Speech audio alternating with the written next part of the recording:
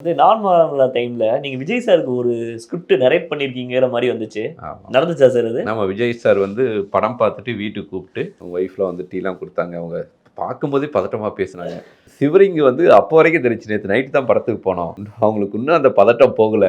அந்த கிளைமேக்ஸ் உடைய அந்த பதட்டம் இன்னும் போகல அவங்களுக்கு. ரொம்ப பிடிச்சிருந்துச்சு அவங்களுக்கு. அப்புறம் ஒரு கதை சொன்னேன். அவரு அந்த நேரத்தில பண்ணிட்டு இருந்த கதையிலேருந்து ரொம்ப வேறுபட்ட கதை. அப்படியே பார்த்தாரு. சார் என்ன சார் எனக்கு செட் ஆகுமா சார்?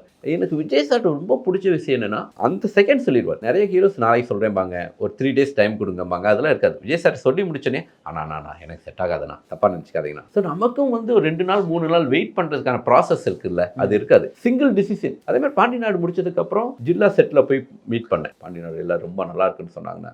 ஏதாவது கதை இருந்தா சொல்லுங்க நான் பண்ணுவோம் அப்படின்னாரு. விஜய் சார் அவ்வளோ மாஸ் ஹீரோ. சார் நீங்க என்ன மாதிரி கதை எக்ஸ்பெக்ட் பண்றீங்க? ஆனா ஒரு 2 மணி நேரம் ஒரு படம் இன்ட்ரெஸ்டிங்கா இருக்கணும்னா அப்படி ஒரு கதை கிடைக்கிறதே கஷ்டம். எனக்கு இந்த மாதிரி கதை தான் வேணும். எனக்கு இந்த மாதிரி கதை தான் வேணும்னா நல்ல கதை நம்மளை தேடி வராதுண்ணா. எந்த கதையா இருந்தாலும் எனக்கு 2 மணி நேரம் என்ன என்டர்டெயின்மெண்ட் பண்ணணும்னா அந்த மாதிரி ஒரு கதை வேணும்னா. அது ரொம்ப சிம்பிளா இருக்காரு. சினிமாவை அவ்வளோ அழகா புரிஞ்சு வச்சிருக்காரு.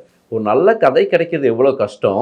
அந்த கதை கிடைக்கிறதுக்கு எனக்கு இந்த மாதிரி ஒரு கதை தான் வேணும்னு ஒரு வட்டத்துக்குள்ள போய் நின்னுட்டோம்னா நல்ல கதைகள் நம்மளை தேடி வராது. நடிகர்கள்ட்ட நான் பார்க்கும்போதெல்லாம் சொல்லுவேன். விஜய் சார் அவ்வளோ தெளிவா இருந்தாரு. அதனால தான் இவ்வளோ உயரத்துக்கு வந்தாருன்ட்டு.